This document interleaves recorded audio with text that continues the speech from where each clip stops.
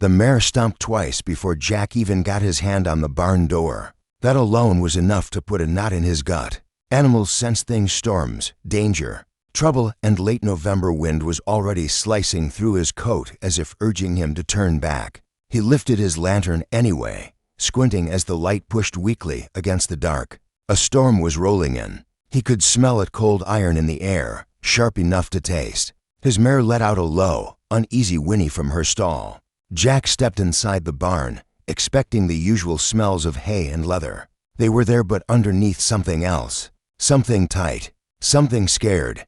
His hand drifted toward his belt, instinct honed by years on the frontier, then stopped mid-motion. In the far corner, two pairs of eyes glowed faintly in the lamplight. Not animals, human. An old woman crouched in the hay, her thin arms wrapped around a girl who couldn't have been more than 10. Dirt-streaked, hollow-cheeked, wrapped in rags, barely holding together. Apache.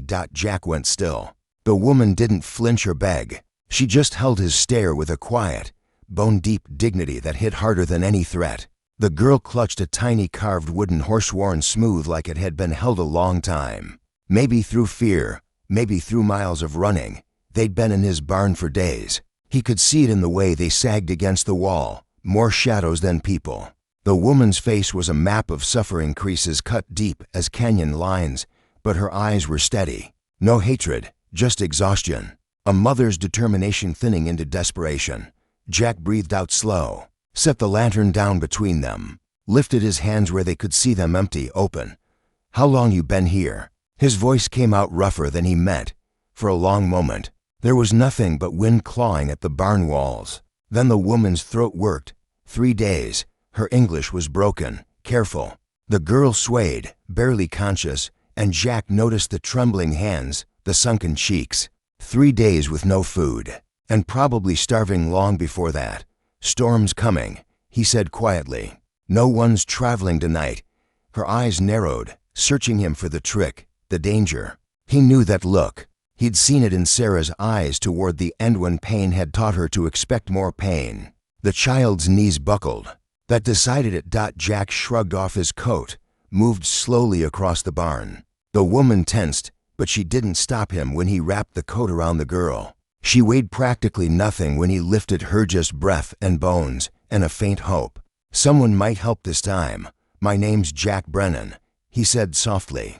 "You're safe here." The woman rose shakily. Up close, he realized she was older than she first appeared, maybe 60. Maybe older, but hardship had a way of stealing years and adding them back differently. She looked from her daughter to the barn door to Jack's face, and finally gave a single, silent nod. He didn't look back to see if she followed. Either she would or she wouldn't. But when he reached the porch and turned, there she was, a dark silhouette limned by the flicker of the lantern. Outside, the storm broke open. Inside, they crossed a threshold none of them understood yet, whether mercy alone could bridge the enormous divide between them. The house was colder than the barn. Jack hadn't lit a fire in days, no point when it was just him. He laid the girl by the hearth and moved quickly, stacking kindling, then heavy wood, hands moving through familiar motions he'd stopped caring about. The flames caught, throwing warm light across walls that had known too much quiet. The old woman stood by the door, stiff as a cornered deer. Her eyes tracked every move he made toward the woodpile, the stove, even the cupboard. She was mapping risks, escape routes, danger. He understood. Out here, trust could get you killed. He set a kettle on the stove, sliced yesterday's bread, poured coffee more for warmth and taste. His hands shook a little. He hadn't fed anyone but himself since Sarah died. 18 months of silence had a weight all its own. He set the plate and cup on the floor near them, then backed away with empty palms up. "Eat," he said quietly. "Please." The woman approached like flowing water, graceful but cautious. A tiny piece of bread first, a test. Then, satisfied, she fed the girl. The child chewed slowly, mechanically. Jack turned away, giving them whatever privacy survival allowed. The wind rattled the windows. The fire crackled. And somewhere between those sounds, something tentative, fragile began to form. When the girl finally drifted into sleep, the woman looked at him. Really looked at him. "Why? You help." A simple question, An impossible one. Jack swallowed hard. Because someone should have helped me once, he said. And nobody did. Understanding flickered in her gaze. My daughter, she said softly, touching the girl. Kaya, I am Halona. Jack Brennan, he replied. We bring trouble, she warned. I know. He nodded once. Still you're safe. She studied him for a long moment, then accepted his answer without another word. And for the first time in a long while, Jack felt something shift inside his hollow chest, something like purpose, something like beginning. Jack showed them down the short hallway, lantern light bouncing off walls that hadn't seen much life lately. There was only one bedroom in the house, Sarah's room, the bed where she'd died, the room he hadn't stepped inside since the funeral. He stopped at the door, fingers hovering over the knob. For a heartbeat, he almost turned them away, almost pointed them to a pile of blankets near the fire instead. But then he looked at Kaya, cheeks hollow, lashes resting on tired skin, and something in him refused to be that hard. He opened the door. The room smelled faintly of lavender and dust. The quilt was still smoothed just the way Sarah had left it. Her brush sat on the dresser. Baby clothes, folded and never used, rested in a small basket by the window. I'll take the floor, Jack said, voice low. You two can sleep in here. You're safe. Halona paused on the threshold. She met his eyes, and there it was again, that look that said nothing and everything at once. Fear, gratitude, suspicion, the unwilling hope of someone who's been failed too many times. Then she nodded and carried Kaya to the bed with surprising strength, tucking the girl in as gently as if the mattress were made of spun glass. The door closed softly behind them. Jack wrapped himself in a blanket by the fire, staring at the ceiling until the rafters blurred. The storm roared outside, wind dragging its nails down the walls, but inside, for the first time in months, the house didn't feel like a tomb. It felt like it had a reason to stay standing. In the next room, a child who'd expected to die was sleeping. Somehow, that mattered more than anything had in a long time. Gray dawn and the smell of coffee dragged Jack up from shallow sleep. He blinked, expecting the usual emptiness, but instead he saw Halona standing at the window, her sharp profile framed by cold light. Snow blanketed everything, fields, fence posts, the road curling away toward town. Beautiful in that dangerous way that only winter could manage. She turned when he moved. Her face was unreadable, but her body language screamed it. She was already planning to leave. Storm passed, she said. We go today. Jack sat up, his back complaining from the night on the floor. Where will you go? She looked out toward the mountains in the distance, faint shapes beyond the white. North. Mountains. Somewhere. He followed her gaze. 50 miles, at least. Through snow. With no real supplies and a child just barely pulled back from starvation.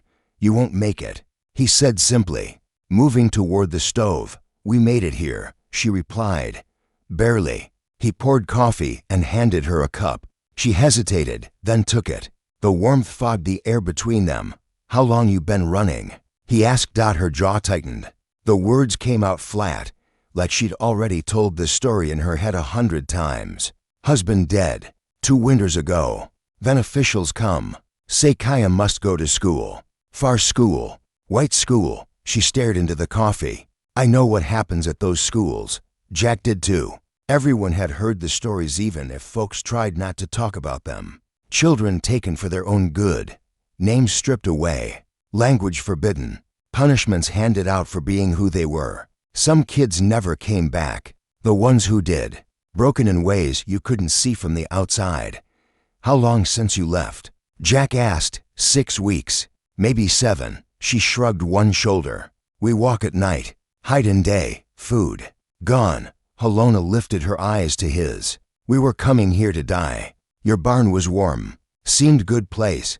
Her words hit him harder than they had any right to. Coming here to die. Like it was something you planned, something you scheduled. He reached for the shelf and took down a small frame. The glass was smudged, but the woman inside still smiled like the whole world was in front of her. My wife, he said quietly. Sarah died in childbirth 18 months ago. Baby died, too. His voice broke on the last word. He swallowed it back. Been alone since. This place hasn't been a home, just walls I sleep inside. Helona looked at the picture, then at him. And just like that, there was a thread between them. Not Apache and settler. Not outlaw and rancher, just a people who knew what it meant to lose everything that mattered. You have pain, she said softly. We all got pain, Jack huffed a humorless breath. That we do. She set her cup down with gentle finality. But you are a kind man, Jack Brennan. Kind men should not have to hide other people's mothers. Maybe not, he said. But here we are. A small figure appeared in the doorway. Kaya, wrapped in one of Sarah's shawls, looked smaller than ever, but her eyes were brighter than last night. Food and warmth were already working their quiet miracles. Mama, she whispered. Here, little one. Helona opened her arms and Kaya folded into them. Wooden horses clutched tight, watching them. Jack felt something crack open inside his chest. A door he'd slammed shut after Sarah died creaked on its hinges. He'd been drifting for a year and a half, just surviving. Now, suddenly, he had a choice. The town's 5 miles off. He said at last, if I take you there, they'll send you back. If I shelter you, I'm breaking the law. He picked up Sarah's old Bible, thumb tracing the cracked leather. But I figure the law ain't always right. And I figure Sarah would have done the same. Helona stiffened. You cannot, you can stay, Jack went on. Through winter, at least. Help with chores, if you're able. If anyone asks, you're distant kin. From Montana. Here to help me run the place. He looked at Kaya. And you, anyone asks, you're my cousin's girl. Understand? Kaya nodded solemnly, like he'd just given her a sacred task. This is too much risk, Helona said. For us, for you, maybe, Jack answered. But mercy comes quiet, like first snow. And I've got more of both than I know what to do with. He tried a small smile. Besides, this house could use some life in it again. Helona's eyes shone, not quite tears, but close. We work hard, she said. We earn our place. I don't doubt it, Jack replied. They moved to the window together, watching snow fall soft and clean over the land. Kaya slipped her small hand into Jack's. Thank you, Mr. Jack, she whispered. He looked down. Startled, Dan closed his fingers gently around hers, for the first time since Sarah died. Jack Brennan didn't just feel empty. He felt needed, and that was enough to change everything. December settled in with its usual quiet cruelty, but inside Jack's house, something warmer began to take root. The rooms no longer echoed with emptiness. Footsteps crossed the floor. Soft voices filled the air. The smell of soup simmering or bread warming drifted from the kitchen scents. Jack hadn't realized he missed. Helona proved capable in ways that humbled him. She mended his shirts with stitches so fine they looked machine-made. She coaxed the hens to lay again, whispering to them as if they understood. She cooked meals that slowly put color back into Kaya's cheeks and weight onto her small frame. Jack taught Kaya English words, pointing things out around the ranch. She soaked everything in like dry earth taking rain. Horse, he said, tapping the top rail of the corral where his old mare grazed. Horse, Kaya repeated carefully, her tongue shaping the word with intense focus. Then she spoke in Apache, giving him their word for it. He tried saying it back. Badly. Kaya giggled, a bright, ringing sound that seemed to shake loose dust from the ceiling. It was the first time laughter had lived here since Sarah died. Helona worked quietly, but Jack noticed little things. The way she left small wildflowers on Sarah's grave behind the house. The way she cleaned the windows until sunlight could spill in again. The way she hummed low, soft melodies without words while she chopped vegetables or swept the floor. Songs that made the silence feel less like a wound. One cold evening, Jack pulled out Sarah's old music box. It hadn't played in years. Rust had locked up the gears. But he sat by lamplight, patient hands working tiny tools, and somehow coaxed it back to life. When the soft tinkling melody filled the room, Kaya's eyes widened. Beautiful, she whispered. Jack smiled, a small, unpracticed thing. He carved her a new wooden horse, too bigger and sturdier than the worn one she'd carried from the barn. When he handed it to her, she held both horses side by side. This one is me before, she said, raising the small, worn horse. This one is me now. Jack swallowed tightly. You keep both, little one. Remember where you were, but don't let it be all you are. Kaya nodded with solemn wisdom that felt too big for someone her age. But the outside world never stayed quiet for long. 3 weeks after they'd arrived, Jack finally rode into town for supplies. The general store was warm, packed with ranchers escaping the cold. Marcus weighed the shopkeeper with sharp eyes, and a sharper tongue rang up Jack's order. "That's a lot of flour," Marcus remarked, lifting a brow. "And sugar. You planning on feeding an army out there?" Jack didn't blink. "A man's got to eat." Sure. Marcus leaned forward a little too casually. "Just seems like your chimney smoke's been going steady these nights. Haven't seen that since Sarah passed." He paused, voice tightening with nosy curiosity. "You entertaining these days?" A couple of ranchers glanced over, waiting for his response. Jack kept his voice calm. "Only trouble I know is folks minding things that ain't theirs." Marcus's smile faltered, though he tried to recover it. "Just making conversation, Jack, then talk about the weather." Marcus didn't push further, but the conversation stuck like a burr under Jack's collar. Long after he left, riding home, he felt the weight of eyes on his back. In a small town, curiosity traveled fast. Gossip traveled faster. When he finally crested the hill and saw his ranch below, smoke curling steady from the chimney, Helona tending the front steps, and Kaya waving from the porch, Jack felt both pride and fear twist inside him. They were worth the risk. Whatever came, they were worth it. That night, after Kaya had gone to bed, Helona sat by the fire, mending one of Jack's shirts. People asked questions. She said quietly, "So, we should leave?" "No," Jack said immediately, firm and immovable. "We're careful, we're smart, and we're staying." Helona studied him in the firelight. "You are stubborn, Jack Brennan." "Yes, Mum," he answered, tipping his head slightly. "I surely am." She almost smiled, soft but real. "Good, stubborn is good." They fell into silence. But it wasn't the heavy silence they'd once carried. It was the kind that wrapped around people instead of smothering them. Jack thought he'd beaten back all the ghosts in his home, but a small voice would remind him he hadn't not yet. It happened a week before Christmas. Kaya, practicing her letters on a worn slate, glanced toward the second bedroom, the one Jack had given them that first night, and never entered himself. "Mr. Jack," she said hesitantly, "why is that door always closed?" Jack's hands froze over the small carving he was whittling. "Some doors are easier left shut." "Little one," he wanted to say. But Kaya waited, big eyes filled with gentle curiosity.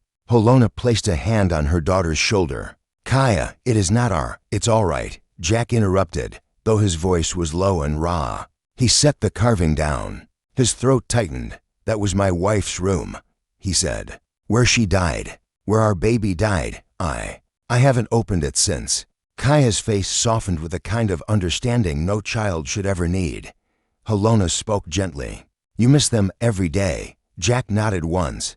Helona's voice was steady, quiet, but strong enough to carry truth. "Open door does not forget, but closed door cannot heal." Jack looked at her, startled. He saw a woman who had lost a husband, who had run from men trying to take her child, who had buried more pain than she'd ever speak aloud. "You lost someone too," he murmured. Helona nodded.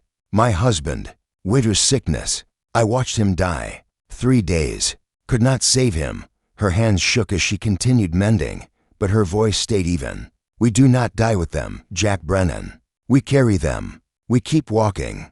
That is how we honor them." The words settled deep inside him. That night, Jack dreamed of Sarah not dying, but laughing. The next morning, when the sun crept over the snow, Jack walked to the door he'd avoided for 18 months, and he opened it. The hinges groaned softly as Jack pushed Sarah's door open. Like the room itself woke from a long sleep. Cold air spilled out, first air that hadn't been warmed by breath or footsteps in nearly 2 years. Dust floated lazily in the pale morning light, settling on the quilt Sarah had stitched by hand. Jack stood there for a long moment, just breathing. His chest ached like someone had placed a hot iron on it. Helona and Kaya appeared quietly behind him. Helona didn't say a word, didn't touch him, didn't rush him. She just waited. She knew this kind of opening, the kind that takes courage you didn't know you had left. Jack stepped inside first. The room was just as Sarah had left it, her brush on the dresser, her shawl draped over the rocking chair, the half-finished embroidery on the nightstand. The baby's small blanket still folded neatly in a basket. The air held the faint memory of lavender soap and clean cotton. Kaya slipped in next, reverent as if she'd walked into a church. She touched nothing, just watched with solemn respect. Halona joined them last. Her presence was steady, a grounding weight. Jack felt it even without looking at her. He crossed to the window and opened it. Cold winter air rushed in, sweeping away the stale stillness. It felt harsh, but clean, honest. Halona and Kaya moved silently round the room, helping without intruding. Kaya folded the baby clothes, her small hands gentle and precise. Halona shook out the bedding, dusted shelves, letting the light find places it hadn't touched in a long while. When Kaya reached the windowsill, she paused. She dug in her little pocket and pulled out something familiar, the old carved horse, the worn one she'd carried from the barn. She set it carefully on the sill. "So your baby can play with it," she said softly. Wherever she is, Jack's vision blurred instantly. He turned away, but not fast enough. Halona's weathered hand came to rest on his shoulder. She didn't speak. She didn't need to. Jack sank to his knees, hands covering his face as 18 months of grief he'd dammed up finally broke loose. He wept, not quietly, but the way a man cries when he's reached the edge and found a hand waiting there. Kaya pressed her head against his arm, a small presence, solid, alive. Halona's hand stayed steady on his shoulder. "We all carry ghosts," she murmured when his sobs finally eased. "But ghosts do not mind company." Jack let out a ragged laugh. "That's supposed to make me feel better." "Yes," she said simply, and somehow it did. That evening, they sat by the fire. It wasn't different on the surface. Halona mended a sleeve. Jack shaved curls of wood from a block he was carving. Kaya leaned against his side, drowsy, her wooden horses tucked close. But everything had shifted. The air felt lighter, like someone had opened a window inside the house and inside Jack himself. Silence wasn't emptiness anymore, it was peace. After a while, Jack spoke quietly. "I was afraid," he admitted. "Afraid that if I opened that door, I'd lose her all over again." Halona didn't look up from her stitching. "You do not lose," she said. "You make room. For memory. And for tomorrow." Kaya had fallen asleep between them, breaths deep and even. Jack looked at the little girl, alive and safe and warm, and realized that maybe tomorrow wasn't something to fear anymore. He and Halona didn't speak for a long time after that. They just sat and shared warmth, the fire flickering gold across their faces. Healing wasn't straight. Jack understood that now. It curled back on itself, dipped low, then rose again. But maybe you didn't have to walk that road alone. The cough started small, barely a whisper in Kaya's throat. By sundown, she was burning with fever. Late December, 3 days before Christmas, Halona's voice jolted Jack awake, tight with fear. "Jack, come." He rushed into the bedroom. Kaya lay flushed and trembling, sweat soaking her hair, breath coming in short, ragged bursts. "How long?"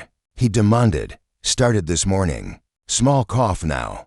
Halona pressed a shaking hand to her daughter's burning forehead. "I have herbs." "Not enough." Jack looked out the window. The sky was already bruised with storm clouds, wind howling against the house. But he remembered Sarah. He remembered the helplessness, the baby, the loss. "I'm goin'," he said. No hesitation, no doubt.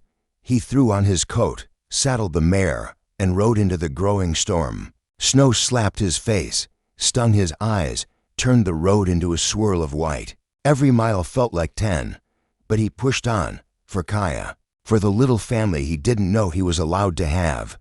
When he reached Dr. Owen Dalton's house, the doctor saw Jack's face and didn't even bother to ask questions. He grabbed his bag and followed.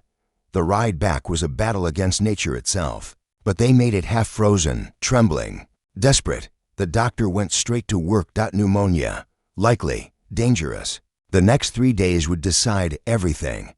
He showed Halona how to brew steam for Kaya's lungs, how to dose the medicine, how to keep her warm. His gaze lingered on Halona, questions forming, but Jack cut in before he could voice them. "She's family," Jack said simply. Dalton held his eyes. then nodded once. Before leaving, he placed a hand on Jack's shoulder. "Your Sarah would be proud." Then he rode into the storm, leaving Jack and Helona to keep vigil. They sat by Kaya's bedside through the long night, taking turns resting. Her fever spiked again. By dawn of the third day, Kaya opened her eyes. "Mama?" Helona collapsed with relief, forehead pressed to Kaya's hand. Jack stepped outside, letting them have the moment. His own hands shook. He'd been so certain he would lose someone else, but not this time, not this little girl. Mercy had won. When Jack stepped back inside, the house felt different, lighter. Trembling with the relief only the saved truly feel, Helona stood waiting near the hearth. Kaya resting again, but breathing easier. Helona's eyes were red, her cheeks streaked where tears had dried. "You risk much," she said quietly, "riding in storm. Bringing doctor here, exposing us, worth it." Jack replied, "You regret." Her voice barely rose above a whisper. It wasn't the question itself she feared, it was the answer. Jack met her gaze, steady, never, not once. But something else flickered behind her eyes, fear deeper than weather or law. Fear of being a burden, fear of bringing trouble to a good man, fear of losing the small scraps of safety they'd managed to find. He stepped closer, choosing his words with care. "I'm just afraid of losing you," Jack said. He meant both of them, mother and child. But the moment the words left his mouth, he heard the singular hidden inside them too. And so did Helona. Her breath hitched softly. The distance between them shrank until the fire's glow painted warmth across both their faces. There was no misunderstanding. What rested in the quiet between them, not charity anymore, not only mercy, something deeper, something neither had expected nor dared to want. Helona looked away first, her voice steady but hands trembling. "Kaya needs broth. I will make. I'll help." They worked side by side, moving cautiously, hands brushing once, then again, neither pulling back. Steam rose from the pot, filling the kitchen with warmth and the smell of hope. Outside, gossip churned like cold wind through the town. But inside, a different storm was gathering, one of feeling, of possibility. A family wasn't something any of them had planned for, but that's what they were becoming. Jack noticed the rider before anyone else, a tiny dark speck on the horizon, just visible through the bare winter trees, even from a distance. The glint of a badge caught what little sun there was. "Helona," Jack said quietly. "Take Kaya inside." She froze for one heartbeat, then obeyed. Jack stepped onto the porch, arms crossed, jaw tight. Deputy Curtis Wade, Marcus Wade's cousin, rode up slowly, deliberately, wearing the self-righteous smirk of someone who believed the law was a weapon, and he was its rightful wielder. "Brennan," Wade said by way of greeting. "Deputy." "Cold morning," Wade added. "Mind if I step inside?" "I mind," Jack said flatly. "State your business." Wade smiled the way a wolf might. "Heard talk in town. Folks say you got company these days. A woman, a girl." Jack didn't flinch. "I've got hired help. That against the law?" "Depends who you're hiring." Wade moved his horse a step closer. "Some folks think your woman looks Apache, and we both know what that might mean." Jack's jaw clenched. "If you've got an accusation, say it plain." Federal law was clear. Natives forced into boarding schools, families torn apart, runaways hunted down, returned, punished. It wasn't justice, it was cruelty in formal clothes. "Federal law says runaway natives must be reported," Wade said. "You wouldn't be harboring anyone like that, would you?" "I've got kin from Montana helping me through winter," Jack replied. "Her daughter too. They work for their keep. All legal. That your story? That's the truth." Wade leaned in. "Funny thing about the truth, Jack. Sometimes it needs verifying." His eyes slid toward the house. "Maybe I ought to talk to this cousin myself." Jack stepped forward, blocking him. "You'll need the sheriff for that. And a warrant. I could come back with both. Then do it." Silence stretched, thick as ice. Finally, Wade backed off, but not far. His smile promised trouble. "I'll be back, Brennan, and when I am, your story better hold." He rode off slowly, making sure Jack felt every second of the threat. Inside, Helona was packing what little they had fast, desperate. "No," Jack said, voice hard as iron. "We're not running. Jack, we cannot stay." You will lose everything. This is my home, he said, my land, and you both of you, you're my family now. Halona shook her head sharply. You cannot fight law, maybe not, but I can stand in front of you while it tries to take you. Kaya's small voice cut through the tension like a knife. Mr. Jack, are they going to take us away? Jack knelt, taking her tiny hands in his big calloused ones. Not if I have breath left, little one. Not if I have breath left. That night, after Kaya finally fell asleep, Jack made a decision. Before dawn, he saddled the mare and rode to Dr. Dalton's house. The doctor opened the door in his nightshirt, took one look at Jack's face, and ushered him inside. Jack told him everything: the deputy, the threat, the fear of losing the little family he'd come to love. Dalton listened carefully. When Jack finished, the old man nodded slowly. The sheriff, Henry Doyle, is a reasonable man, more reasonable than his deputy. Let me speak to him first. Dalton set down his coffee cup. If it comes to testimony, I'll say the truth. You showed Christian charity to a widow and child. It's what Sarah would have wanted. Jack grasped his hand tightly. Thank you. Don't thank me yet. Just be ready. Riding home under a gray dawn, Jack felt fear and resolve war inside him. He'd already lost too much in life: Sarah, the baby, the future he once imagined. But maybe, just maybe, he'd found something even more worth fighting for when he returned. Halona waited at the window. Well, she asked. We stand our ground, Jack said. Halona searched his face, then nodded slowly. Then we stand, she whispered as the sun rose. Three people prepared to face justice, fear, and the world itself, together. Three horses appeared on the road just after sunrise.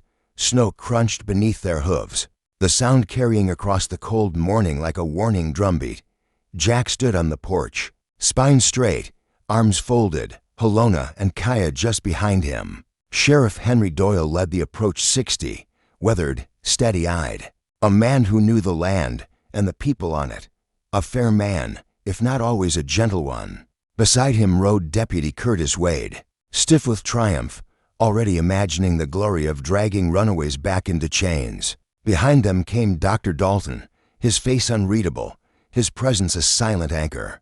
Jack's heart hammered in his chest, but his voice was steady when the sheriff halted. Morning, Jack, Doyle said. Sheriff, Deputy Wade here says you've got some folks staying with you. Yes, sir. Hired help. Wade let out a humorless laugh. And I think maybe there's more to it than that. Doyle shot him a look.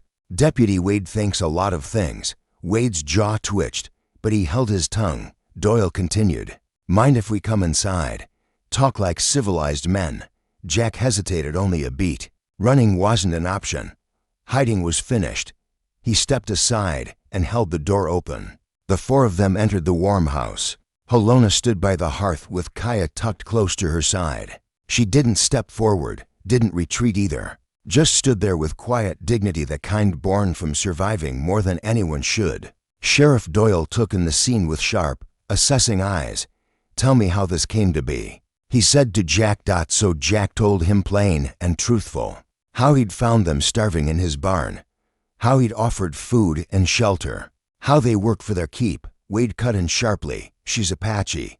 Probably a runaway. Federal law says, I'm aware of federal law, Curtis, Doyle said dryly. Let the man finish, Jack continued. Her husband died. Officials tried to take Kaya to a boarding school. She ran to save her child. I helped because it was the right thing to do. That's not how the law works, Wade snapped. Maybe not, Jack said steadily, but it's how people work, or how they should. Dr. Dalton finally spoke up. Sheriff, Jack Brennan has broken no law. He provided humanitarian aid to a widow and child in desperate need.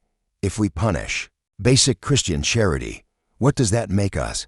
It makes us law-abiding. Wade fired back. She's a fugitive. The girl belongs in school. Dalton's voice sharpened. Rules without mercy are nothing but cruelty in fancy clothes. The room went silent. The sheriff looked at each of them in turn. At Kaya, healthy now, bright-eyed, clutching both wooden horses. At Halona, grave, proud, unbroken. At Jack, jaw set, ready to fight with fists or fire if it came to it. Finally, Doyle exhaled through his nose. Far as I can see, he said slowly. Jack's got hired help, woman and her daughter, earning their keep through honest work. He turned toward Wade. That's what I see here, Wade sputtered. But Sheriff, she's what, Curtis? Doyle snapped. A human being. A mother protecting her child. Wade fell silent, face clenched with frustration.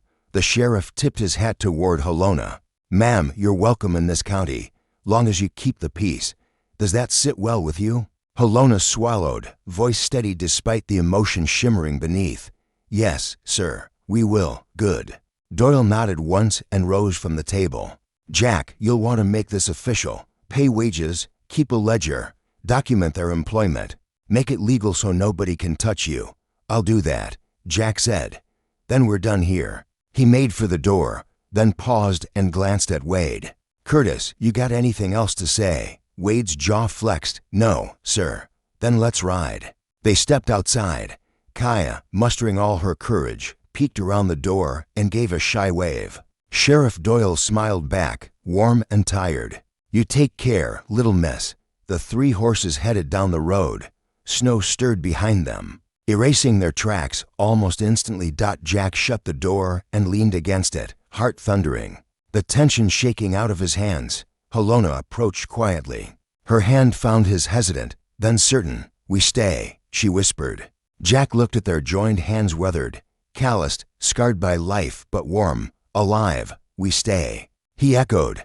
Kaya threw her arms around his waist. We stay. Jack held her close, Helona's hand still in his.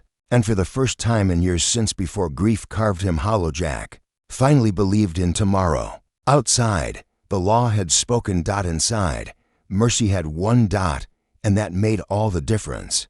The ice broke first along the creek. Thin cracks of silver water showed through, glinting beneath the pale February sun. Winter wasn't over, not by a long shot, but the land was shifting, thawing, waking. And Jack felt it. Something inside him, something he thought had frozen solid when Sarah died, began to soften.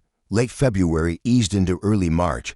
Days were still cold, but no longer cruel. Snow thinned. The wind lost its teeth. The world began to look less like an ending and more like the start of something he couldn't quite name. Jack and Helona made their arrangement official. He paid her wages, real wages, documented proper. A ledger kept safe in the drawer Sarah once used for letters. On paper, she was hired help, but in the quiet hours over morning coffee, shared chores, Kaya practicing her letters, Jack felt the truth humming beneath all of it. Helona was something more, someone more, a piece of his life he hadn't expected and didn't know how to label. They worked the ranch together as if they'd been doing it for years. Helona showed him planting techniques she'd learned from her people. Companion crops, she called them, plants that grew better when they grew together. Corn grows tall, she said one morning, her hands deep in the soil. Beans climb the corn. Squash covers the ground and keeps moisture in. Everything helps the other. A good way to live, Jack said. Helona straightened, brushing dirt from her palms. Yes, she said softly, meaning more than crops. Jack taught Kaya to ride. At first, just sitting on the old mare's back, hands gripping the saddle horn. But soon, she learned balance, confidence. By mid-March, she could guide the mare at a gentle trot, laughter trailing behind her like ribbons. Reading became her second love. She devoured Sarah's old books, fairy tales, primers, stories of far-off places. Jack helped her sound out difficult words, and she always tried first in Apache, then in English, blending the two languages with a grace that made Jack smile.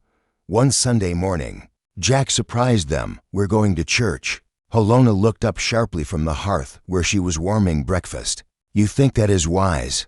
Probably not, Jack admitted. But we're done hiding. So they went, Jack in his cleanest shirt, Helona in a simple dress she'd mended with care, Kaya wearing the shawl Sarah once made. Some folks stared. A few whispered. But not everyone looked with suspicion. That Mrs. Dalton, the doctor's wife, took Helona's hand warmly, welcoming her without reservation. The school teacher knelt to Kaya's height and asked whether she'd be enrolling soon. It wasn't perfect, but it was a beginning. That afternoon, Jack walked into the bank and opened an account in Kaya's name for her future. He told the banker, education, dowry, whatever she needs, The banker raised his eyebrows, but he filed the papers without comment. Jack didn't care who knew. Some things were worth being talked about. Helona sewed herself a new dress that week. Soft green fabric, simple but beautiful. She looked younger in it, lighter, as if grief had finally loosened its grip. They planted a garden together, rows of vegetables and patches of flowers. Roses, too. Jack planted those himself. Sarah loved them, he said quietly. Helona nodded. Then we plant roses. In honor, not in shadow. They worked side by side, digging, laughing occasionally when Kaya helped and ended up covered in more soil than the seedlings. It was a day Jack knew he'd remember: the scent of earth, the faint warmth of spring sun, the sound of life being planted instead of buried. That evening, they sat on the porch as dusk crept in. Kaya played with her two wooden horses in the yard, old and new, past and present side by side. Helona hummed softly a tune from her childhood. Jack carved a figure of 3 people standing together. A family? Kaya guessed when she saw it. Jack didn't answer, but the look he shared with Helona said everything. You ever think about leaving? Jack asked Helona quietly. She looked toward the barn, the place they'd first met. Then at Kaya chasing fireflies with both horses in her hands. Then at Jack. Where would we go? She said softly. This is home. Jack's chest tightened. Yeah, he murmured. I think it is. Kaya ran up the steps, breathless. Mr. Jack, when it gets warm, will you teach me to ride fast? Jack grinned. I surely will, little one. The lamp inside flickered to life, casting warm gold through the window. Not a lonely light anymore. A shared one created by 3 souls breathing the same air, building something together. Jack glanced toward the roses they'd planted that afternoon, bare stems for now, but full of promise. Like them. Helona rested her hand on Kaya's head, fingers gentle. Kaya held both her horses' survival in one hand, hope in the other. She whispered something in Apache, then repeated it softly in English. Thank you for finding us. Jack's throat tightened. He set down his carving and placed his hand over Helona's, where it rested on Kaya's shoulder. No, he said softly. Thank you for letting me. Behind them, the barn stood quiet, no longer a hiding place but a marker, a reminder of where 3 broken lives first crossed and began to mend. Spring was coming. The land was waking, and 3 people who once thought their stories were ending were discovering, slowly but surely, that they were only beginning. Spring didn't arrive all at once. It crept in slowly, snow melting in thin rivulets, birds testing their songs again, earth softening under boots that had spent months crunching over frost. But every day felt a little brighter, a little warmer, a little more alive. And inside Jack Brennan's ranch house, life bloomed in ways he hadn't imagined possible. Helona and Kaya settled into the home as if it had been waiting for them. The stove seemed warmer with Helona tending it. The floors didn't creak as much under Kaya's light steps. Windows looked clearer where Helona scrubbed them. Even the barn where fear had first held them hostage now echoed with the sounds of laughter and chores and belonging. Jack found himself smiling more, not because trauma had vanished, not because loss had faded, but because something new had grown to sit beside it, hope. They worked together as a true team in the spring thaw. Fences repaired, chickens coaxed back into regular laying. The first shoots of the garden pushed through the soil, beans curling around corn shoots, squash leaves spreading wide. Kaya announced every sprout like a miracle. Look, Mama. Look, Mr. Jack. It's growing. Jack and Helona would join her, crouching low to admire the tiny seedlings. Helona always touched the earth gently, reverently. Life comes back, she'd say, even when we think it won't. Jack heard more truth in those words than she probably meant aloud. Life in town changed too. People adjusted. Some whispered, some didn't like it. But more than a few nodded respectfully when Jack rode in on supply. Runs with Kaya perched behind him or Helona gathering flour beside him in the general store. Dr. Dalton's wife brought Kaya a ribbon one Sunday. The school teacher set aside primers for her. And Sheriff Doyle tipped his hat whenever they passed.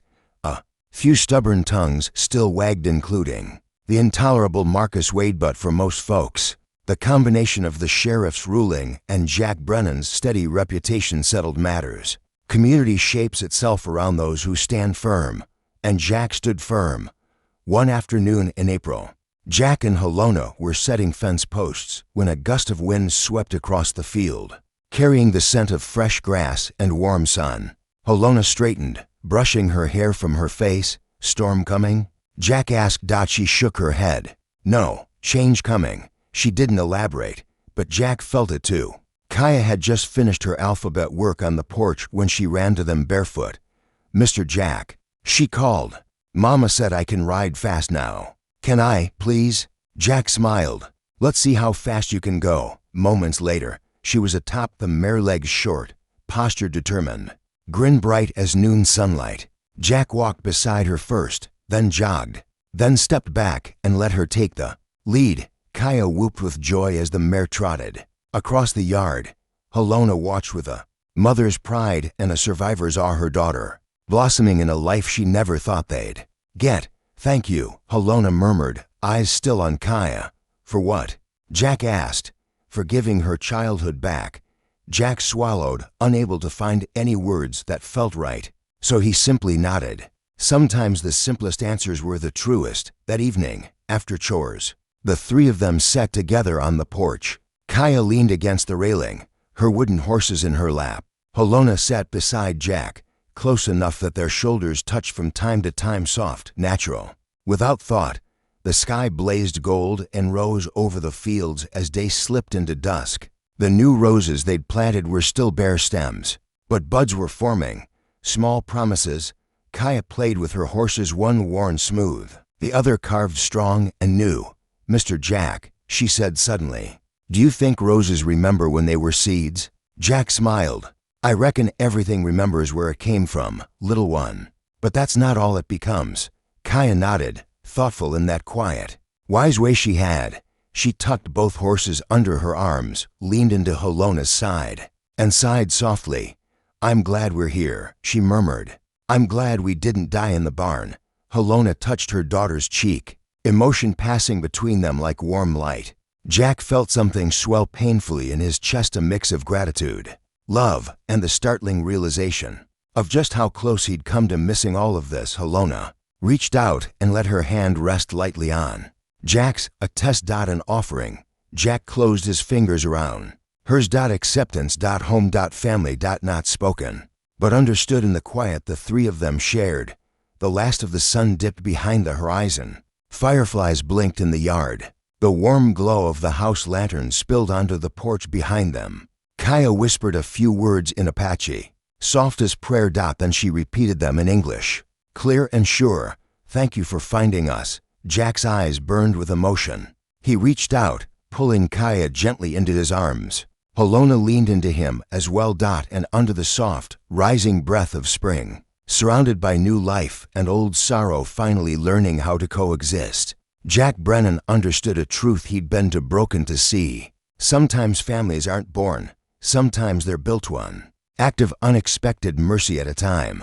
The barn where fear had once lived now stood as a monument to beginning.